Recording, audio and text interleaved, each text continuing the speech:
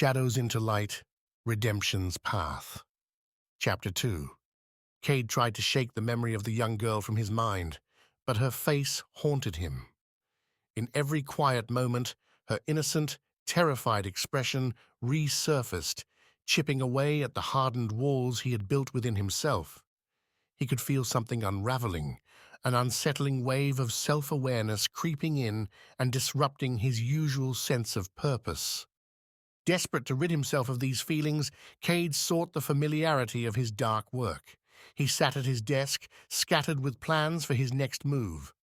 This time, he would target the city's water supply, a ruthless strike that would send a clear message. He needed this control over others' lives, the power to bring even the strongest to their knees. It was what he had always lived for. Yet as he mapped out the strategy, a gnawing question tugged at him. How many innocent lives would suffer? His mind flashed back to the girl's gaze, the confusion and vulnerability in her eyes. He could almost hear her whisper, "Why are you doing this?" With an exasperated sigh, he pushed away from the desk, trying to silence the voice, but it refused to leave him. In a rare moment of vulnerability, Kade sought out his oldest ally, Ezra, a dark figure with whom he had shared his most nefarious plans.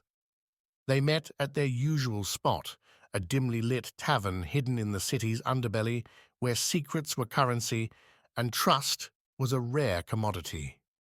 "Kade, you look different," Ezra remarked, eyeing him carefully. "What's on your mind?" Kade scoffed, feigning indifference. "Nothing, just considering my next move." But Ezra wasn't convinced. "You're a master of destruction, Kade, but something's changed, hasn't it?" For a moment, Kade considered confiding in Ezra. He opened his mouth to speak, to confess the doubts that were tearing at him, but stopped. He couldn't show weakness, not here, not to Ezra. "Forget it," Kade muttered. "I don't need a therapist, I need results." But Ezra leaned in, his gaze sharp.